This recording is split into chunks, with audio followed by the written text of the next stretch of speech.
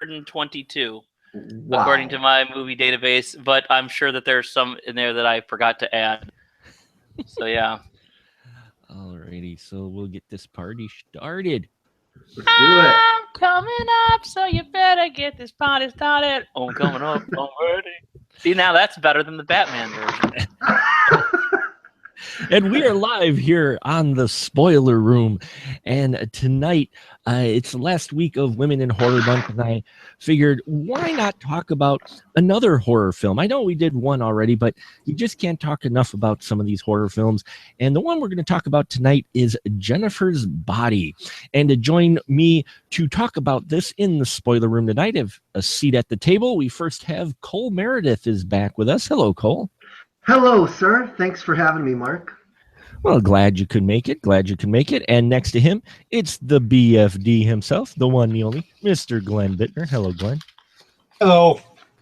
Glad you could be here to talk about Jennifer's Body. Well, it just sounds wrong.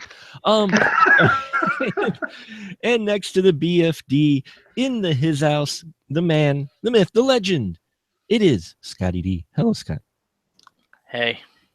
All right. I thought I'd give the usual, like, the Glenn response usually. Yes. Sound really good to excited to be here to talk about this film, directed by Karen Kusama, written by Diablo Cody, and starring Amanda Seyfried and Megan Fox. And here we have the story of a newly possessed high school cheerleader turns into a succubus who specializes in killing her male classmates. Can her best friend put an end to the horror? That's the little short summary on IMDb, and I like that. That pretty well sums this up pretty quickly.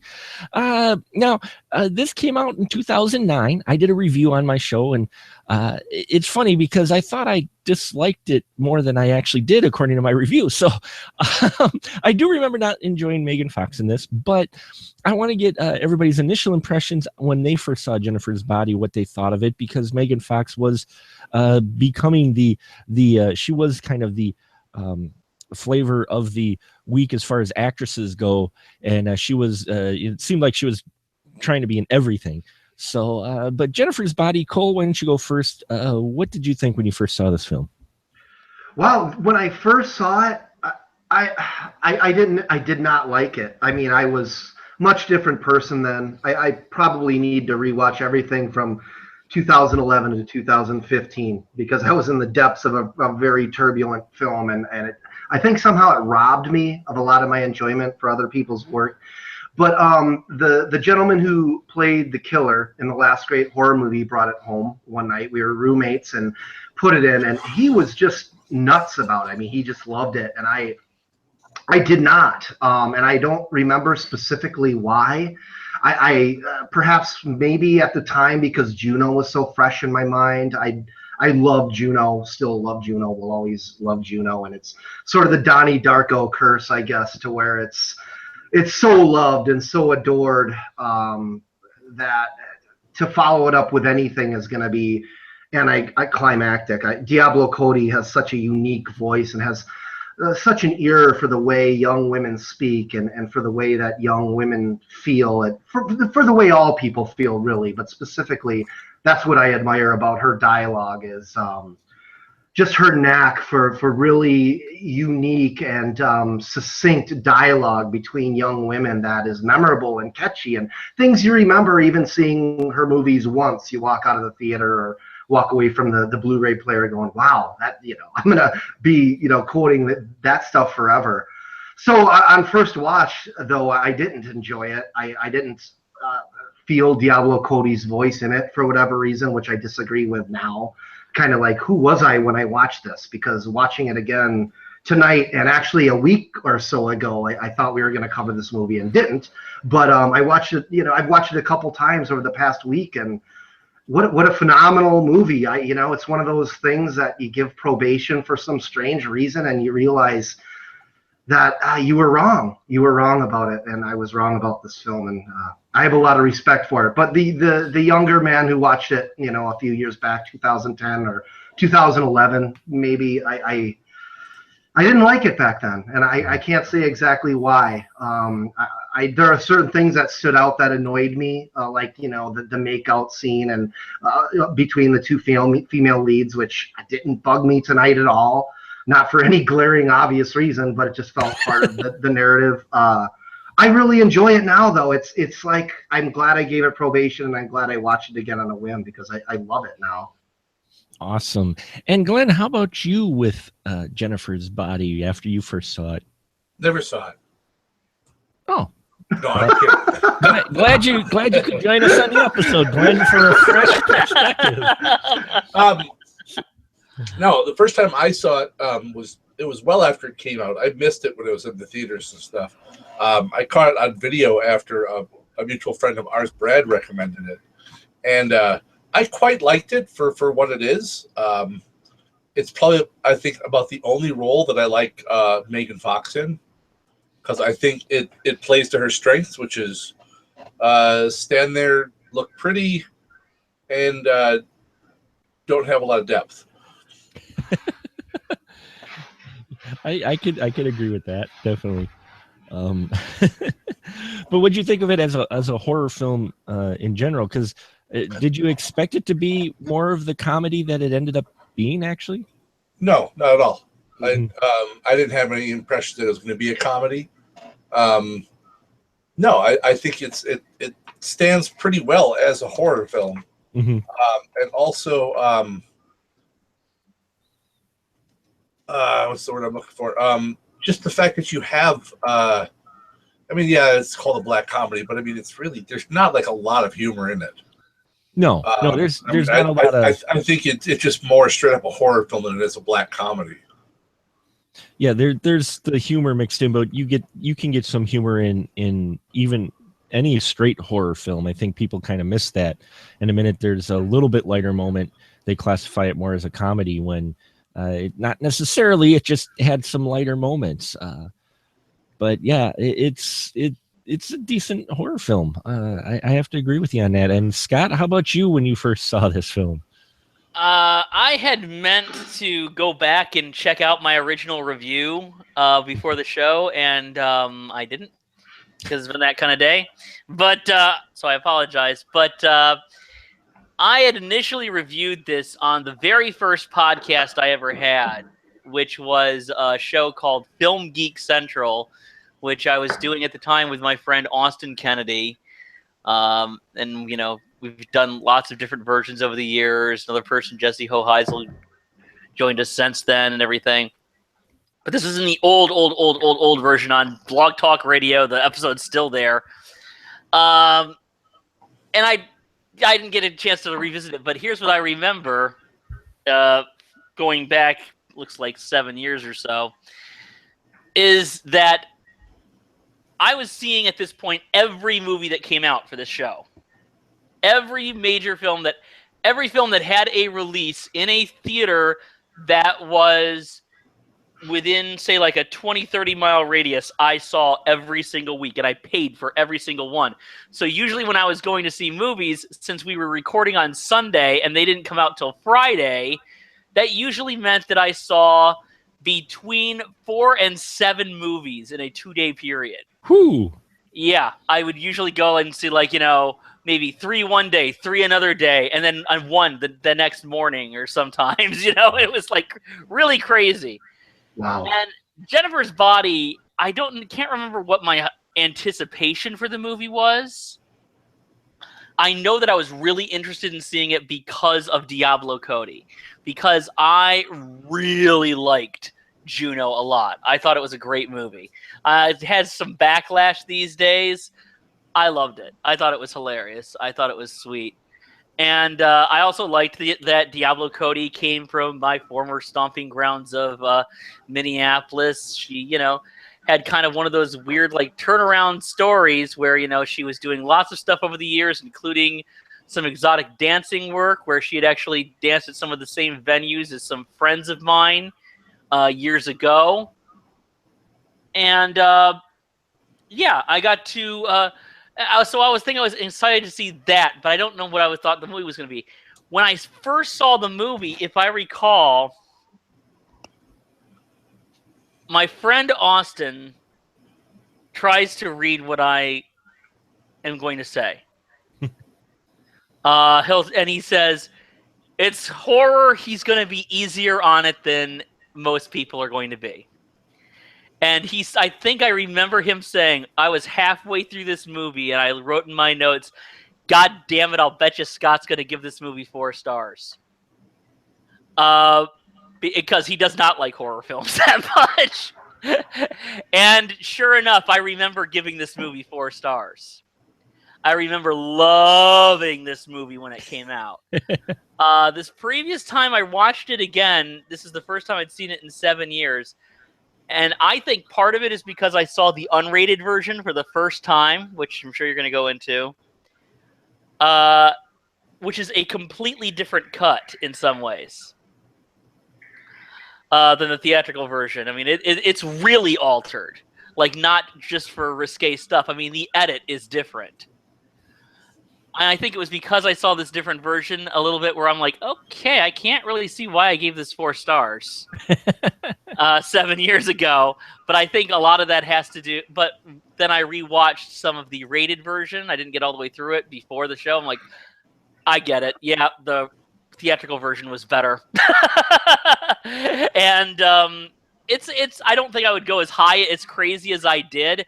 But I loved this movie, and I was championing this movie when it first came out, which was rare because when this film came out, everybody had their knives out for it, like right away. People hated this movie when it came out. People hated this movie before it came out, mainly because there was like a backlash against Megan Fox or something, I think. And I think a little bit about Diablo Cody, too. There was a backlash. And people really didn't like this movie. They hated it. So I was one of the rare people who said, you know, I love this movie, and I hope in a few years it gets an audience. And some people said, yeah, that's never going to happen. But obviously, since we're doing this show, I think it is starting to get quite an audience. It's grown over the years. It is one of those. Oh, go ahead. Go ahead. Sorry, I didn't mean to interrupt. Go ahead. I was just saying, I believe it has grown over the years because I've seen more and more people talk about this film. And yeah, I do remember when it first came out. And I do believe it was because of Megan Fox, because of Transformers, basically, and her character there. Glenn, what were you going to say? I was going to say, if I recall, though, I believe Ebert liked it. Really? I'm pretty sure he did. Yeah, I remember some talk about that. I think he was like something like it's a Twilight for boys or something like that. Is what he called it, and he said it was better than it had. I just remember reading the review not too long ago because I talked about this with someone else, and it was sort of like it's better than it has a right to be. If I remember what he said, something like that. So, yeah, that sounds like something you said. I think I remember it too because I remember reading something along those lines where people were surprised that he did actually enjoy this film. And for me, when it first came out, I liked it because at least the cut that in the theater, it definitely focused more on the needy character played by Amanda Seyfried than it did the Megan Fox character, which at the time with some of the leaning of the not liking Megan Fox so much because of the Bay films. I was surprised by that, and I think that's what added to my initial enjoyment of it. Though at the time I was a bit hard on Megan Fox, but revisiting it now, I will say, yeah, this film actually is probably one of her best films because she followed this up with Jonah Hex, which was that one hurt. That was a problem. And yeah, as much as I'm not a fan of Megan Fox, you can't blame her for Jonah Hex. No, I don't blame her for Jonah Hex. But this film, especially revisiting it, I actually have a bit more appreciation because of the role that Cody wrote. I think Megan Fox was actually a really good fit for what they were looking for. Or what they were going for with this character. Scott, would you say that Megan Fox actually was a decent casting choice for this? Yeah, I mean, let's face it. The thing about Megan Fox at the time was the body, that she was really smoking hot. She had basically, she was a, the cover of FHM magazine coming to life. Yeah. And, that's a good way to put it. and so I was, looking at this movie, and I thought that she did a really good job. I thought that she kind of embodied that well, but I think it was almost kind of also not only cashing in on that, I think it was also satirizing that, because I mean, let's face it, Michael Bay always framed her as a body because, well, how do I put this lightly? Michael Bay is a sexist filmmaker. He really is. I'm sorry, Tell us how you really feel. Well, when all his women, like in both Transformers 2 and then in a replacement, when she was replaced in Transformers 3 because she had the guts to stand up to Michael Bay. Indeed. Both of those female parts, their ass was shown before their face was on screen. Come on, That's ridiculous. Anyway, but I think also it was kind of satirizing it. It was satirized a lot of things about sexuality, especially adolescent sexuality, which is who she was really appealing to. It was satirizing how, guys just kind of like, fall apart, when they, come across somebody who's like, sexually dominant, but also attractive at the same time. They don't know how to react. I liked all of that. It was a thing, because she was really hot for the time. There was I remember an article around the time with Tina Fey, an interview, and they were talking about, you are considered the thinking man's sex symbol. And she said, that's bullshit because the thinking man still wants to fuck Megan Fox. And that's, that was the thing. It's like, she used her sexuality. Mm-hmm. And I think that they used it. They used it kind of like in that exploitive bit, but they also kind of turned the tables to show how it can be weaponized and how you can use it to basically gain power and stuff. There was lots of ways that they played with the idea of sexuality throughout this film, and I think that by casting who was considered to be, at that time the most, beautiful women on the planet, not to say anything bad about her now. She's a good person. But to use that, I mean, that's perfect casting, right? You want, if you are going to use somebody to play on the ideas of sexuality, and use the #1 sex symbol in the country. Yeah, no, I agree with that. What surprised me was the role she's in, because this was an interesting role to go from Transformers to this, and I do believe that you're right that she took this opportunity possibly to satirize this reputation that everybody had built up around her from being in those Transformers films and being the sex symbol of that time. It basically she was everywhere, pretty much. So yeah, I will say this though. There is also she uses. I talked about like the casting of her. How she uses the sexuality, but she's also quite good in the part. She doesn't get quite the emotional arc that Amanda Seyfried does. You kind of have to look at things through the needy character's eyes, but she has some really chilling moments. There's a scene where after she kind of first is transformed into this other creature, when she sneaks into her old friend's house, she gives this smile right into the camera lens, and it has always sent chills up my spine. That little grin that she gives when she's all like bloody and haggard and everything like that. It is genuinely creepy. You definitely have the feeling that, oh, something's not right here. Yeah, she does give a great look.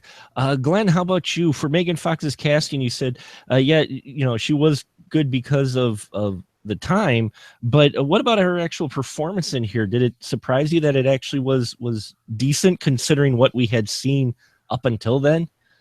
No, I mean, I wasn't surprised. Like I said, I think it played to her strengths. Is that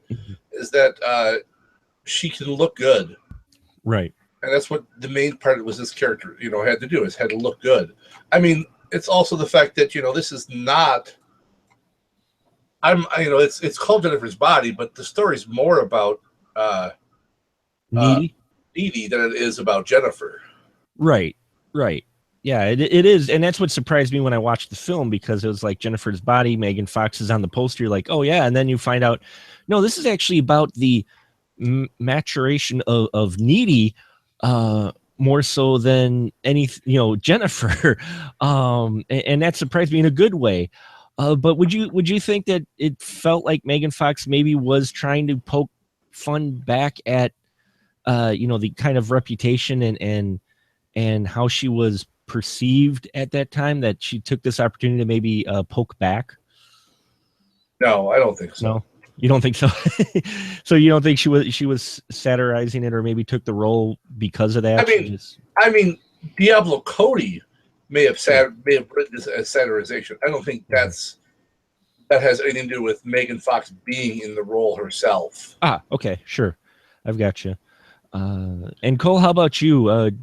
Do you feel Megan Fox took this for the satirization, or do you think it was more of Cody's writing and then just happening to pick the most appropriate person for that role at that time? Boy, I mean, it's probably both. I mean, these sort of artistic things sort of just gestate, and sometimes they work and sometimes they don't. Now, I'm going to take some heat for saying this, but Megan Fox, I am a huge fan. But I've never, she's not somebody that I would say, oh, wow, I have to have that poster on my wall. Not because she's unattractive, but just because I don't. To me, the Amanda Seyfried character is that's the poster I would have on my wall. Anita, that is the attractive character to me. That's the emotional involvement I have with the story. I relate to that character. I was best friends with the cool guy in high school. I very much find her to be the smoking hot lady in this movie. That's just me. So, and I've never been into this, Megan Fox is like the hottest woman on the planet. I've never seen her that. I just never have. I'm one of the few people who actually enjoys Transformers 2. I think it's like a good action movie. And I think she's a huge reason it is. I think she's on in that movie. Her timing is on. Her acting is on. I think she's probably offers the best performance in that movie as just a person playing a character. And yeah, she's probably fallen back on her looks, and that bleeds through into the role. And I'm sure she is smart enough to know what her audience thought of her and to use that when she was acting. I'm sure that was there. But as Glenn said, I'm sure at least half of it, if not more, was Diablo Cody, and not to, and I hope we get to this, but not to, diminish the work that Karen Kusama does as the director.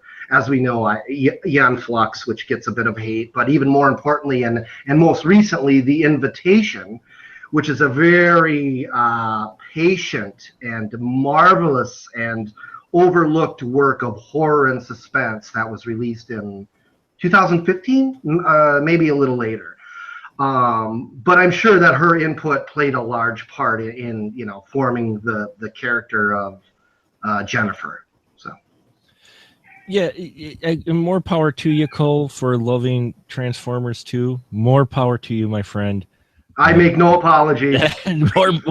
more power to you. I've throw tried the tomatoes. I've tried a number of times, my friend, and I'm not going to throw them at you. I think it's awesome that you're able to enjoy that film. I wish I could enjoy that film, but some people love them. They're coming out with part 5 this year, so yeah. Thank you. Love is a strong word. Thank you for reminding me of that. To appreciate the intricacies of putting together action scenes that elaborate when it takes a day just to film a little fight scene is something else. So I'll leave it at that. We'll leave that for another discussion. Back to this though. I thought Amanda's needy character, or just Amanda casting, was a nice balance with Megan. Though Amanda in her own right, she's a great actress. But these two really seem to play off each other well. Cole, how did you feel about the chemistry between Megan Fox's and Amanda's needy character? I mean, as you said, Amanda Seyfried's character, and I always mispronounce the name. But I always it's Seyfried, and I only know that because I spent 20 minutes. I only know it because on my old podcast I had to be corrected because I was pronouncing it the same way Mark was. Thank you. So Amanda Seyfried's character versus what we get out of Megan Fox, which was, her character and how she was cast and everything was a bit expected. How did you feel about Amanda Seyfried in here and how she was, how her and Megan Fox played off each other? I think it's absolutely fantastic and really spot on. Obviously, I've never been a teenage girl, but as I said earlier, I was kind of the outcast who, got in with not got in. My best friend was the coolest guy in school, and that was, my sort of social in to all of the parties and all of the crazy cool in quotes shit that teenagers do. And you get old and you realize, boy, was that the best thing? Maybe I just should have stayed on the outside. And I think she plays all of that well. I've actually been a fan of hers since Mean Girls. I'm a huge supporter of Mean Girls. I've always loved it. I think she's great in that. And in fact, she was initially expected to get the lead that Rachel McAdams got, but once all of the casting was in place, they sort of, I'm not sure who, but they, in quotes, sort of decided that she wasn't intimidating enough to go up against Lohan. So McAdams got the role, and McAdams, as we know, is brilliant and beautiful and did so good. But I think she could have done that. I think she could have played the lead mean girl, and I think her talent is immense. If you've ever watched her in her interviews, which I did tonight, I mean, she's very humble, very thoughtful. Usually young actors are short on anecdotes, big on sort of promoting themselves and talking about what their agents want them to do next, and she is not that at all. She's very introspective and thoughtful and seems to know how lucky she is, and I think she was perfect for this role for that reason. I have to say this while we're on the subject. I think, in a way, and this is still my complaint with the movie and was the first night I saw it back in 2011, we get robbed of probably the best part of the narrative, which is where she exacts her revenge. Spoiler room, folks. But I would have loved to have seen that in more detail, aside from some, end credits bonus. But no, I think she's great. And I think their chemistry together is great. Whether or not, the makeout scene was needed between her and Megan Fox still kind of sits on my shoulders a bit. Like, geez, I at least would have done that differently. Even if it was in the script, I would have played it differently. But that said, I think what those two young ladies did in this movie is fantastic, man. It fits the plot, but I think that scene that you're talking about was handled with care. It was you could tell, and this isn't a plus, and I hope this doesn't sound bad. You can tell that it was directed, I think, by a female versus a male with the way that scene plays out. And in fact, the whole relationship between Jennifer and Amanda felt, I mean, at first you're trying like sitting there going, okay, the geek girl and the hot girl are friends, but it felt like it fit. It didn't feel like it was forced. Glenn, how about you with Amanda Seyfried? Amanda Seyfried and Roy. I liked her. I liked her a lot in this. I thought she does a very good job in this. I think just the whole story arc around her character is what really, I think makes this movie work well. Mm-hmm. Yeah, I think it does too, and it's her performance and her believability in the relationship, because wouldn't you say if you don't have that believability in this relationship, I don't think the film works on another level outside of just being, you know, a lot more shallow with the relationship. Did you feel that all that their relationship was, you know, felt real? I think it did. There's often that those childhood friends where, you know, it's one of them goes one way and the other goes the other, and they're still kind of friends, but there's obvious. I like how they play out the fact that really it's more a one-sided friendship. Right. Mm-hmm. And you get the impression it actually has always been kind of. I mean, you know, after they got out of the sandbox, but Yeah. it feels like, especially as they've matured. I mean, for obviously Jennifer has obviously, you know, she's matured in many ways versus the needy character. And yeah, it does feel more one-sided. Megan Fox's Jennifer, she's the more dominant of the relationship, and feels like it's been for some time, but it still felt like they had a history together. It didn't feel forced, like, oh, we're doing this just for the sake of plot. And I think that's part of Cody's writing, is the way she writes these two characters believable in it, and the performance helps from Amanda. How about you, Scott, with Amanda and her character and how she interacted with Jennifer? Well, it is the most interesting performance in the film. They are right to focus on her. I love everything about the character. I love the narration. I love everything. I can kind of relate, and I think most of the audience can kind of relate more to the dork outcast character than the you know, unattainable Jennifer, you know. And I like what she does with this part. She really, you know, kind of embodies that like really well without making it into like a, you know, cliche or a caricature. You really feel for the character. You know, I was lucky to have friends that I found like back in my high school years.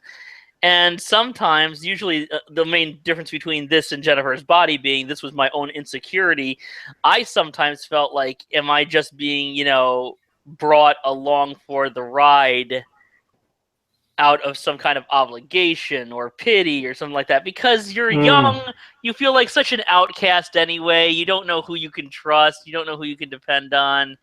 You're just like, it's self-doubt 24/7. And so I could relate to that. And in this movie, you get this thing where, no, she really is kind of, Jennifer needs her to feel special, but also to feel normal. But at the same time, she is very threatened by even this little dorky character, that this person knows her place. So you got to look at like how she says, wear something cute when they're going to this concert, and she says, I know what that means. It means wear something sexy, but don't wear something so nice that you would ever upstage your friend. You know, well, you know, most, you know, if you're a friend, you don't, that doesn't matter who upstages, you know, who gets the attention, you know, but with her it did. It's I think this is a really good dynamic. You can compare this movie a lot to another great horror film, Ginger Snaps. Mm-hmm. It's been compared. It's been compared that a lot. Yeah, but there's a main difference there, which is that is two outcasts, and one of whom gains these powers and becomes this creature of sexuality. Here, it's kind of always been this, and now, as if fate wasn't unfair enough, these powers not only make her even more desirable but they also make her more dangerous, and they rob this person of her friend. But it also allows the Amanda Seyfried character, the needy character, to, God, even the name. Yeah. You know, it's Anita, nickname Needy. Needy. Mm-hmm. You know? What a clever shortening, though. And that was so clever. And now what I was reading was on purpose. Diablo Cody did that because the way her character is, you know, her character felt like she needed Megan when she didn't. She didn't need Jennifer. She felt like she needed this person, but in fact Jennifer needs her more than the other way around. But yeah, I mean, just the whole character, the way they did it, it was just it's a really great dynamic. I think that a lot of people can look at this period in their life and see a lot of parallels with the relationship between these two people. Well, and it's interesting that you mentioned that, because with the Jennifer character, once she becomes possessed with the demonic spirit, which we find out is because of the band Low Shoulder, who do the most piss poor demonic ritual ever. Which is hilarious, because you look at it and, you know, I was watching like Buffy the Vampire Slayer like a ton when this thing came out and everything. So you're used to seeing like adolescent people who suddenly decide to like find like some 17th century, you know, grimoire and like look through it. And this guy just takes out this thing from the internet and kind of mutters something and everything. And you're thinking, that's probably what it would be. It would definitely be what would happen if you had a bunch of misogynistic douchebags who didn't really give a shit about anything or anybody. And you know, you kind of knew, like, well, why are we struggling? Why are they saying? Well, your music sucks. You put half the effort into everything. You know, that's why you suck. And you know, you knew that they would probably that it fits. They would do some shit like that. It did. It did fit. I just found it humorous, especially using the Jenny 8675309. They sing to her before they start stabbing her. Oh my God. These Low Shoulder guys. I mean, you really. I admit, I gotta agree with Cole that you do kind of feel a little robbed that you don't get their demise until the credit sequence. Glenn, how about you with Low Shoulder? Yeah, I've known bands like that. Oh, really? Minus the whole actual demon. Yeah, they feel like just because they're in a band, they're fucking owed something. Mm-hmm. You know, it's like they don't have to pay their dues. And yeah, I used to be big into the local music scene, you know, in Milwaukee, and I had friends who were in bands, and there were some bands where guys were out there, you know, they were practicing 3-4 days a week, you know, as a group. They were, you know, booking shows. They were playing any shows. There was no show that like, oh, that show's beneath me. None of that type of stuff. But then there's other guys out there who were just like, well, yeah, I won't do a house party. That's for fucking nobodies. And I'm like, you are a nobody. You know? And it was kind of ridiculous because they had this notion like they were, you know, so much better than everyone else, and they weren't. And yeah, if there was a shortcut they could have taken that would have just got them, yeah, they would have freaking sacrificed some girl for it, sure. Some people really need to read "Get in the Van" by Henry Rollins, I think. Yeah. Wait a minute, I gotta live in a shed? Yep. Pretty much, buddy. Yeah, you know, and it makes me wonder, watching it again with Low Shoulder. Cole, did they set the bowling alley on fire not bowling alley, but the bar on purpose? Did they set that on fire on purpose, you think, or was that just a coinkydink? Oh, Mark, this is why I love coming on your show, because you ask the right questions. I mean that. I really do. I have to say, I don't know. I've only seen the movie 3 times, twice in the past week and once in 2011. Tonight, you know, and last week, I sort of tended to think it was a sort of well, you know, the director has mentioned Carrie as an influence. Right. Mm-hmm. I sort of tended to think it was a result of the psychic bond between the two young ladies, which carries through throughout the film, and in fact plays a huge part in the climax when she rips off the BFF necklace and takes away her power. I would like to think, being, you know, the sort of bizarre filmmaker that I am that likes to throw all my viewers a bunch of unanswered questions, that that's what it came from, was some weird psychic bond between the girls. They're holding hands so tight watching the song that Megan Fox's finger imprints are on Seyfried's hand when they part. And there's something else going on there too, which is the hypnotism that young girls get under, when attractive men are in a rock band. Attractive with low shoulders is a strong word. Attractive to them. Yes, I know. Not to me. Some people go for that douchey look. I don't get it. If I was in a corner with a gun at in my head and somebody said, "Who do you think is an attractive male rock star?" I would say Jim Morrison, which is far from about as far from these guys as you can get. So these guys don't light your fire then. No. Sorry. But I do think that's good. I do think it's interesting that Megan Fox she was in a trance even after that, right?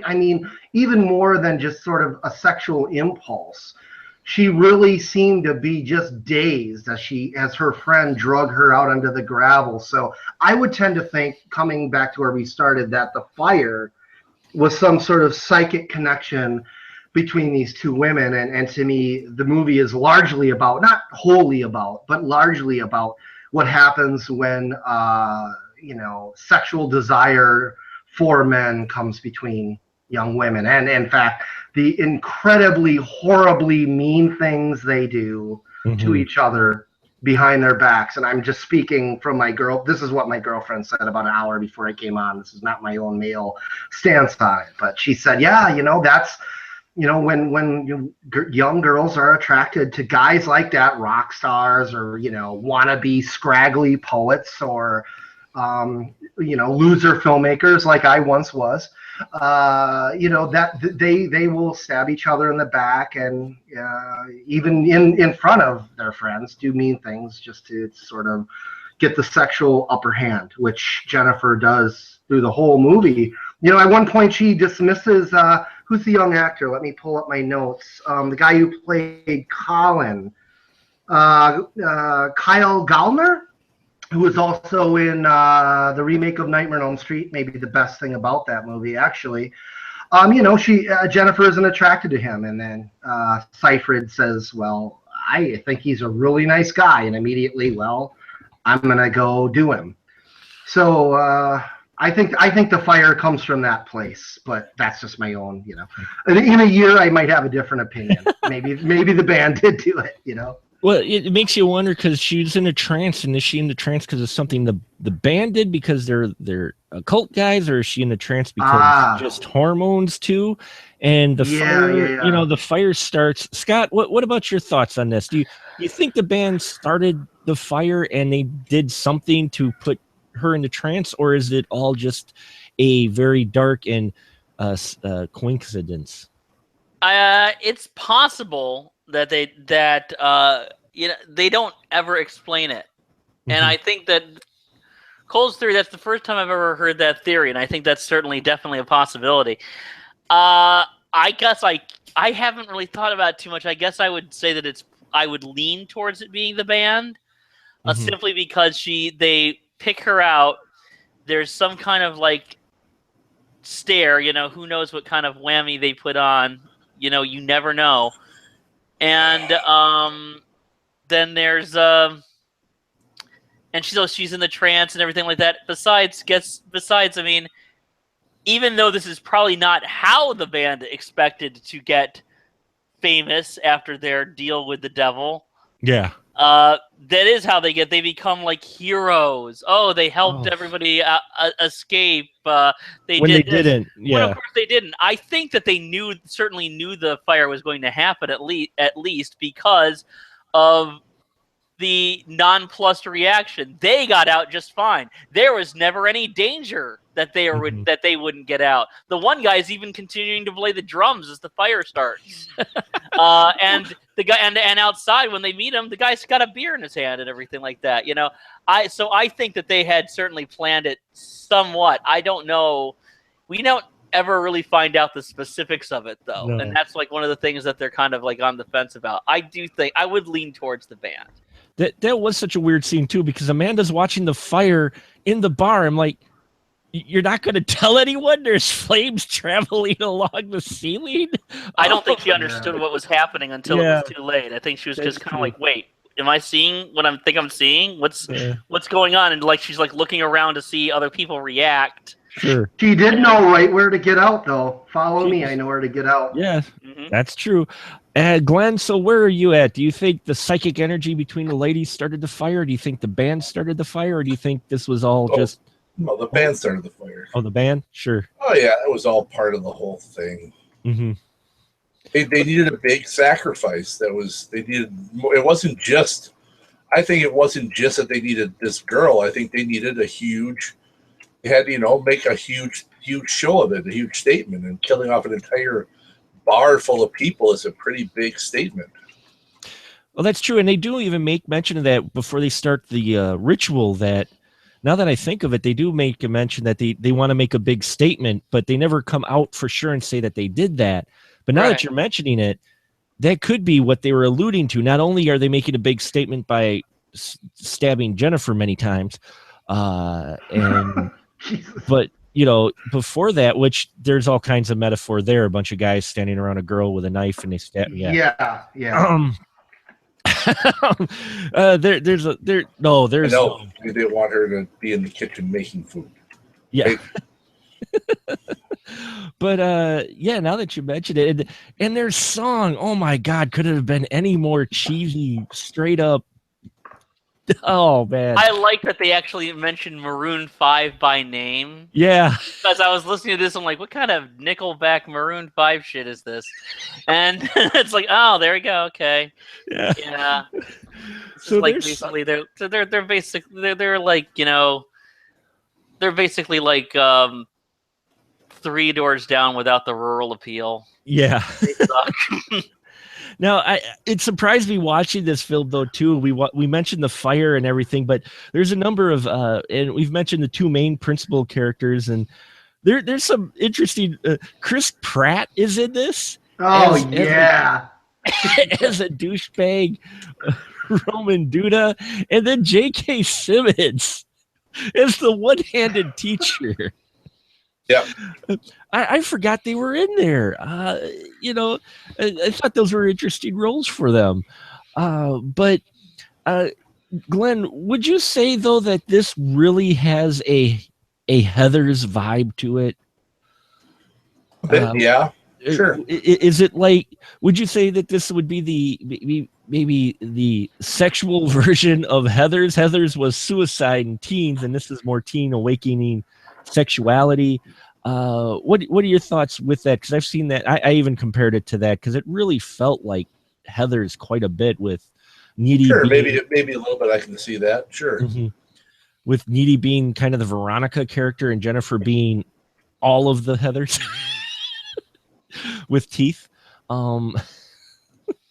But and then this film goes on.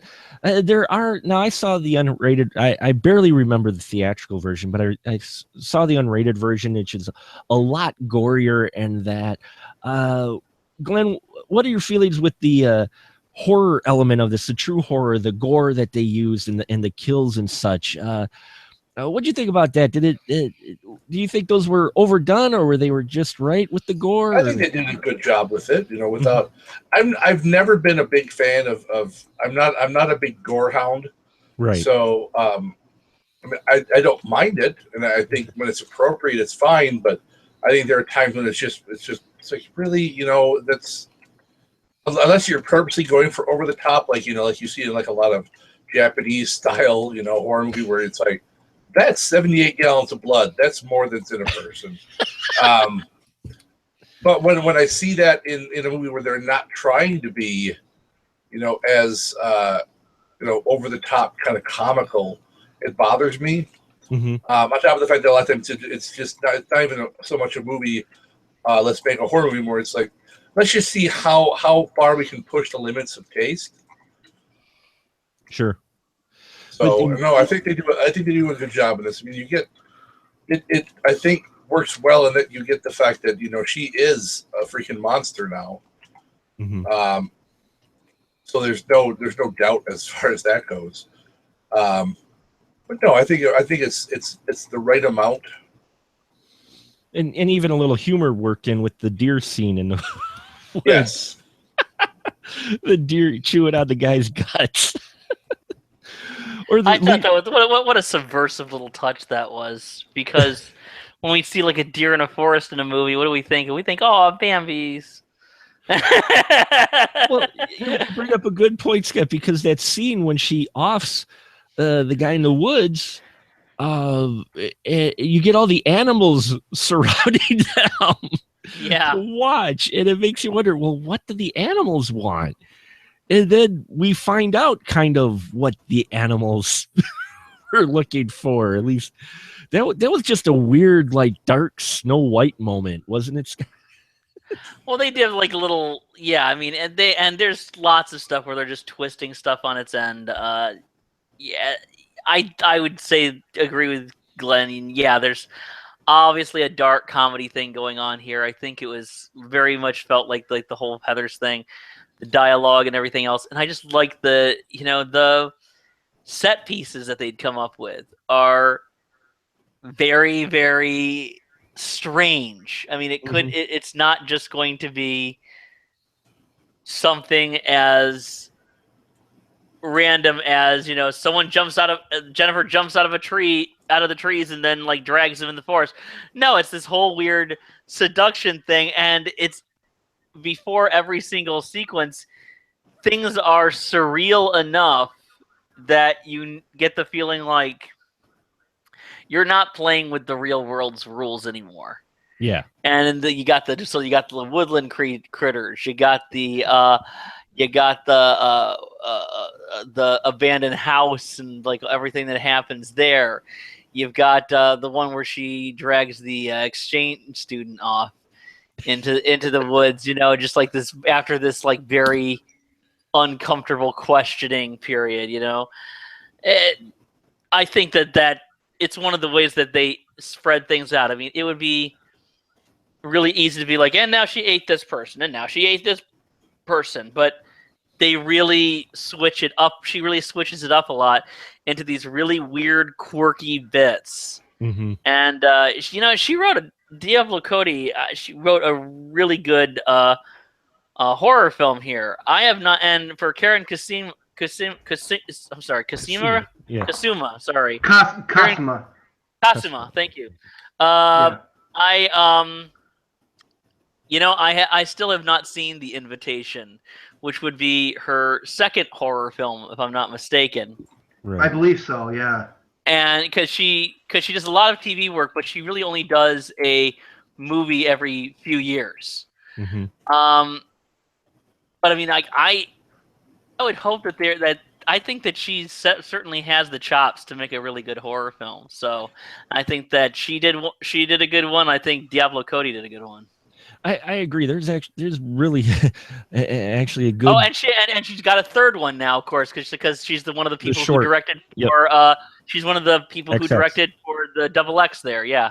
Yep, in XX, she's got a very interesting segment in there dealing with, dealing with maturity. Only this time around in XX, in her short, it's a son who's been raised by a single parent, his mom, and he's becoming 18, and she uses the horror element to explore, the son getting older and becoming 18, an adult basically, and the mom, still trying to protect him. And it's a very interesting short. And now that you brought that up, I'm thinking back to it going, wow, that's, touches a little bit on what happens here, which is about the maturing of teenagers as they become adults. And so you have kind of that parallel in here as well.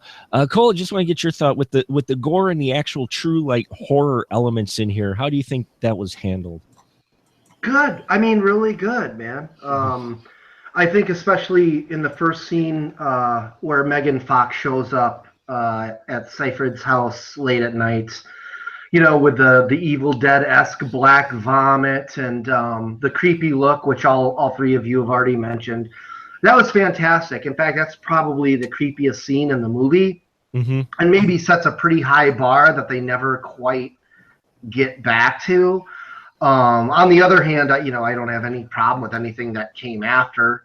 I mean, that's just a scene that's, kind of makes you think, oh shit, what's coming next? And there's a lot of quick cutaways and, really interesting things in the shadows. When she eats the poor young emo kid, I love the use of shadows on the wall and just how that scene sort of goes on and on and on. I love that.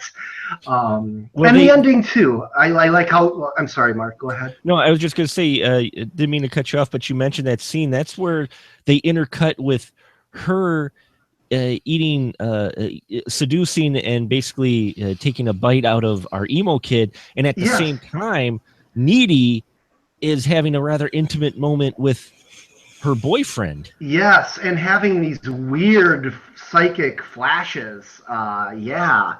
Very disturbing stuff. Very disturbing. I like all that stuff. I thought that again, now that we're talking about it, that scene was one of the things that bugged me back in 2011 when I watched. I have no idea why now. I think that's very well done when he slips on the rubber and they both have these awkwardly curious looks on their faces. I think that's tremendous acting.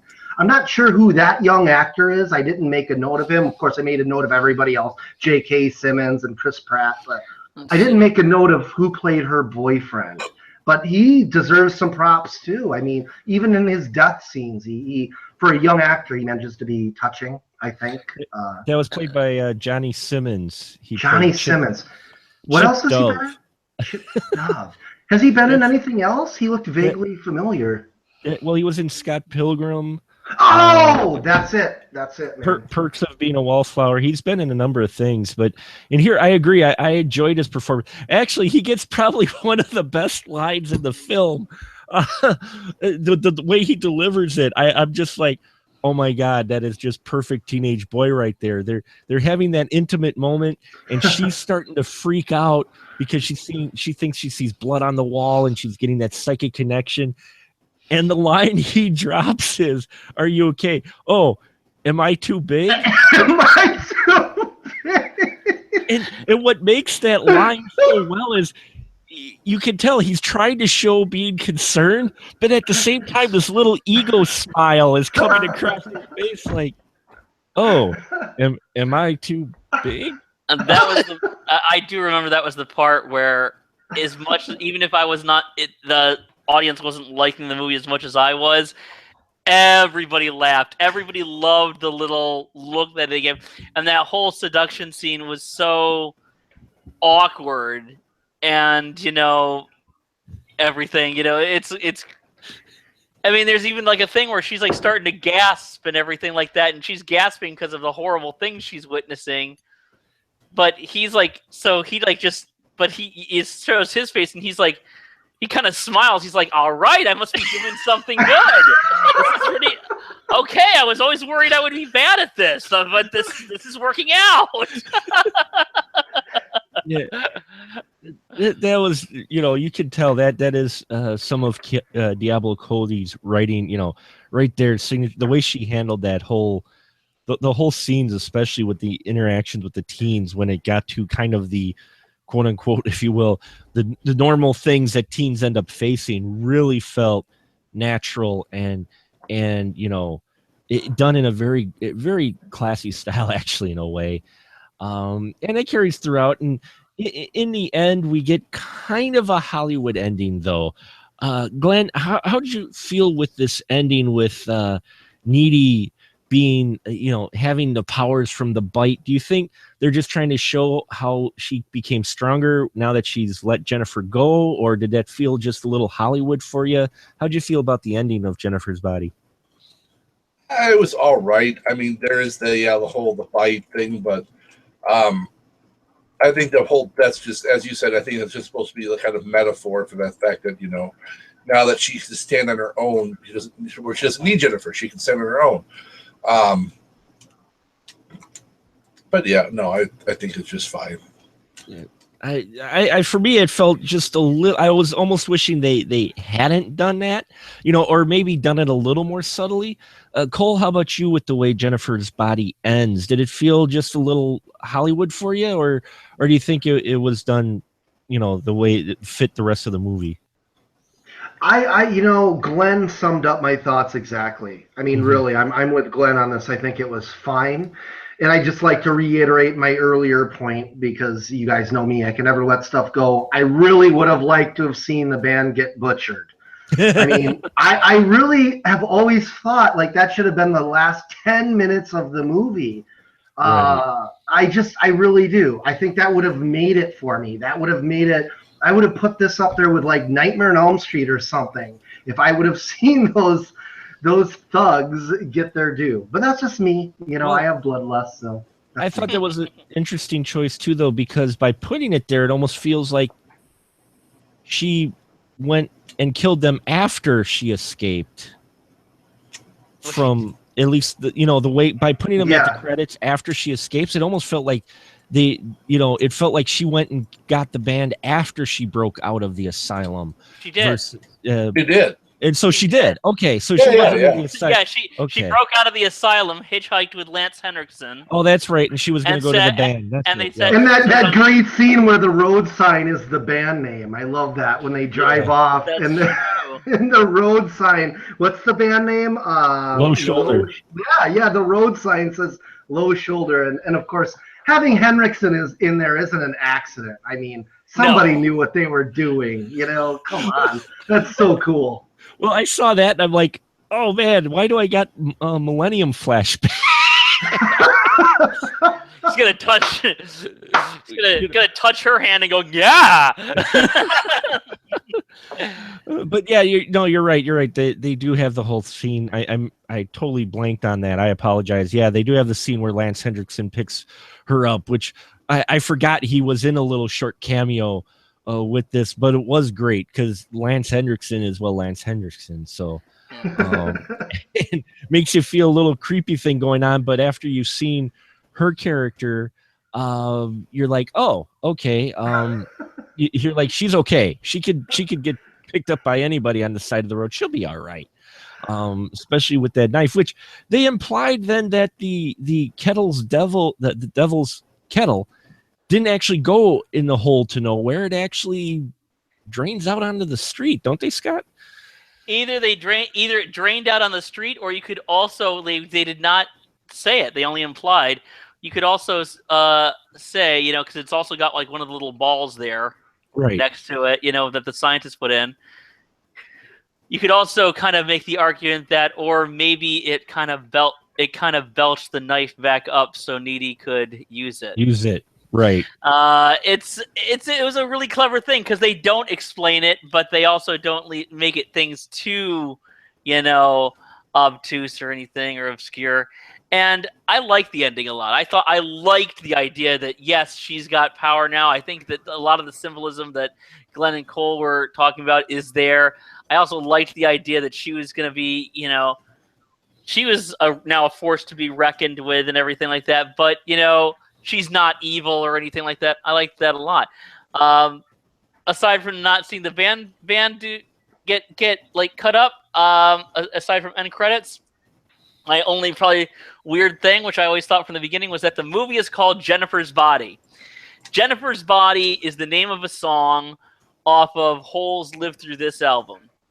And when that album came out, say what you will about Courtney Love, I've actually always liked the band Hole a lot. And I used to play that.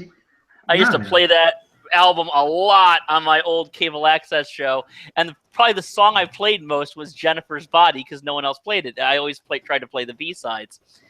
And so when there was a movie coming out called Jennifer's Body, I'm like, holy shit, they named a movie after that obscure Hole song that I liked. And they end the movie with a Hole song, but the Hole song is Violet. Right. I thought was really weird.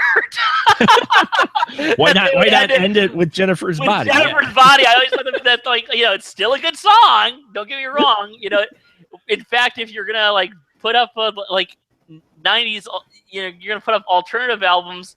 The best opening tracks I'd actually put that towards the top. I mean, that's a great opening track to an album, but your movie's called Jennifer's Body. Yeah, I didn't get so that always weirded me out, but that's just I'm not sure whose decision that was. I will say it might have just been an issue. Sorry. Go ahead, Mark. I'm sorry. No, I was just gonna say it might just have been an issue of money. Sometimes even if the songs are on the same album, you'll get charged more for one song than you will for another for whatever bizarre reason. Not sure why. There's the famous story of Sinead O'Connor's song in Nightmare on Elm Street 4 cost them $15,000 when all the other songs cost $5,000, and they almost didn't put it in the movie for that reason. So, wow. I mean, it might have had something to do with that. Who knows? And it had a modest budget of $16 million. Unfortunately, didn't do well its opening weekend. It only made $6 million. Yeah, this thing tanked. It truly tanked, and unfortunately, I think it was the lack of a better term, the bad taste everybody had in their mouth from the Transformers 2 film. It was a lot of backlash. I think it was backlash for Transformers 2, for Megan Fox for If you notice, I think see, I don't want to just assume that it was a gender issue, because this is the rare movie where the two stars were women. It was directed by a woman. It was written by a woman. That doesn't happen very much in Hollywood. It should, but it doesn't. But people had a backlash against Transformers 2 and Megan Fox in general, usually with very derogatory terms. Yeah. And also there was a backlash against Diablo Cody, also with very derogatory terms. There was a backlash against Juno, overrated and stuff. And usually if you talked to somebody about why they didn't like the writing and stuff, it only took a little while for some asshat douchebag to say she should go back to stripping or something really insulting like that, Yeah. I think that there was kind of a backlash between both Megan Fox and Diablo Cody when this came out. Some of it gender related, some of it just a bad taste for movies that they felt were overexposed, and I think that it was really unfair to this film as a whole. Yeah, because watching it again, I even have more appreciation for it than when I first watched it. I enjoyed it okay, though I gave it a kind of a middle rating. Watching it now, after I've watched even many, many more horror films than that, this is a clever little horror film, actually, that's got a lot of interesting things to say. And yeah, I'm not quite sure. It has to be some of those elements, plus the fact that Hollywood producers and that tend to be have a history of being misogynistic. And in fact, the marketing, I was reading up on this, apparently in an article like just last year, they were talking to the director and Karen, and she said that at one point the producers for marketing wanted Megan Fox's character to talk to amateur porn sites. Huh? And, yeah, it's apparently, let me see if I can find that. Apparently, where are you getting this? Well, it's IMDb, but it was in an interview. They said, that's not it. Hold on, just give me one moment, because I thought this was odd, but at the same time, I'm like, I'm seeing it right now. Okay, because I'm bringing it up too. In a February 2016 interview with the New York Times, while trying to illustrate how completely the studio's all-male marketing department misunderstood the point of this movie, director Karen Kusama recalled that one of their marketing ideas was for Megan Fox to do live chats with amateur porn sites. Kusama said that she begged them to not even mention the idea to Fox because she will become, quote, she will become so dispirited. It was crushing. That is really insulting. What in the fuck, man? Just when you think you've heard it all, right?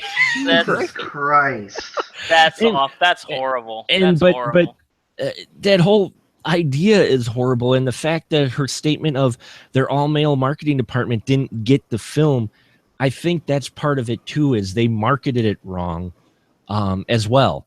So I think people going into it, besides all the fact and the bad press in the background with Megan Fox and Diablo Cody, then you get a film that was mismarketed.